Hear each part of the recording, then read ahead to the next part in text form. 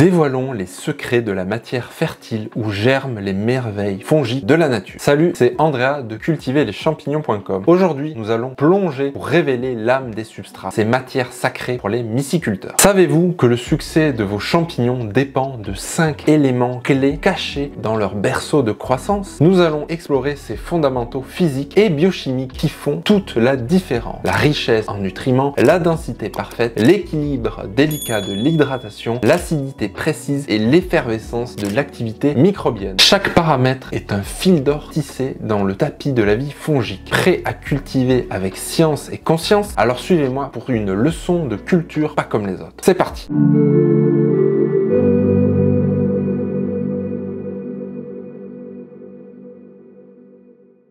Commençons par les nutriments disponibles. Certains champignons peuvent consommer de nombreux substrats, alors que d'autres sont très sélectifs. Les pleurotes, par exemple, peuvent pousser sur des branches broyées, de la paille, du marc de café, des drèches ou des épis de maïs, alors que le shiitake aura besoin spécifiquement de la sciure de feuillus pour se développer. Le substrat de fructification de la plupart des champignons est constitué de déchets agricoles avec un haut taux lignocellulosique. Ce sont généralement des substrats relativement sélectifs comme la paille ou bien la sciure. D'autres substrats peuvent contenir des sucres et des protéines facilement assimilables par les champignons. Par exemple, le marc de café ou bien les drèches de bière. Plus les nutriments sont facilement assimilables par les champignons, plus le rendement est élevé, mais plus le risque de contamination augmente également. En myciculture, on connaît très bien la moisissure verte que l'on nomme trichoderma, qui peut consommer les sucres disponibles à des vitesses très rapides. Si la pression infectieuse de votre environnement de culture est élevée, il peut être sain de diminuer la quantité de nutriments de votre substrat. Il y aura moins de rendement, mais moins d'infections également. Pour en savoir plus sur les nutriments dans votre substrat, je vous conseille de regarder la vidéo sur le ratio C/N. Parlons maintenant de la compacité. Si le substrat est trop dense ou trop lâche, le mycélium peut avoir du mal à le coloniser. S'il est trop lâche, le mycélium peut avoir besoin de plus d'énergie pour atteindre le prochain morceau de substrat. Cela arrive généralement avec de la paille trop peu tassée. Si le substrat est trop dense, le mycélium ne pourra pas respirer. Il a en effet besoin d'absorber de l'oxygène et de relâcher du CO2. Une faible concentration en oxygène va diminuer la vitesse de colonisation, bien que les espèces diffèrent dans leurs besoins. Par exemple, le strophère vin rouge a besoin d'un substrat très lâche et donc bien oxygéné pour se développer, alors que le reishi préférera des substrats très denses constitués de petites particules où il pourra supporter en colonisation des niveaux de CO2 très élevés. Ensuite, nous avons la quantité d'eau et l'eau disponible. Un substrat avec une trop haute quantité d'eau résulte en un colmatage des particules entre elles qui empêche l'air de circuler. Une trop faible quantité d'eau empêche également la pousse du mycélium à cause d'une privation d'humidité. En conditions anaérobies, c'est-à-dire en absence d'oxygène, certaines bactéries se développent et donnent une odeur nauséabonde au substrat. Elles peuvent également produire des composés toxiques pour le mycélium durant leur croissance. En fait, pour la croissance du mycélium, ce n'est pas la quantité d'eau qui est la plus importante, mais l'eau disponible dans le substrat. La quantité d'eau est liée à la force de succion requise pour extraire l'eau du substrat et elle est donc directement reliée à l'eau disponible dans le substrat pour le mycélium. Chaque particule dans le substrat a un film d'eau qui l'entoure. L'eau contenue dans ce film est importante parce que c'est celle-là qui est disponible pour les champignons. On l'appelle également eau libre. De plus, la disponibilité de l'eau est influencée par ce que l'on appelle la pression osmotique. On parle également de concentration osmotique. S'il y a beaucoup de molécules ou de minéraux dissous dans l'eau, comme les sucres ou bien du sel, une plus faible quantité d'eau sera disponible pour les champignons. La quantité d'eau donne le pourcentage d'humidité dans le substrat, mais seulement une partie peut être utilisée par le mycélium. C'est pour cela que l'eau disponible serait une bien meilleure mesure, même si elle varie en fonction du substrat et de la concentration osmotique. Pour observer l'eau libre dans le substrat, on peut regarder la capacité de rétention du substrat. Une sciure très fine peut retenir plus d'eau qu'une sciure grossière. Un simple test de pression avec le poing révélera la force qui doit être appliquée pour relâcher quelques gouttes du substrat. Si la taille des particules utilisées pour le substrat est toujours la même, elle donnera une quantité d'eau qui résultera donc toujours de la même disponibilité d'eau pour vos champignons. Ensuite, on a le pH ou l'acidité du substrat. substrat. L'acidité d'un substrat est exprimée en valeur de pH. Une solution neutre aura un pH de 7. Des valeurs inférieures à 7 exprimeront un milieu acide et des valeurs supérieures à 8 des conditions alcalines. Durant la croissance du mycélium, le pH du substrat peut considérablement changer. Le mycélium de shiitake implanté dans une bûche va passer d'une valeur plus ou moins neutre jusqu'à un milieu acide compris entre 5 et 3,8. La plupart des champignons préféreront un milieu acide pour se développer. Si besoin, le pH d'un substrat peut être stabilisé avec un tampon comme le gypse ou de la crème. Si vous commercialisez des champignons, mesurer la valeur de pH du substrat devrait être une opération de routine. Vous avez deux moyens de mesurer le pH de votre substrat. La première utilise un pH mètre. Prenez 10 g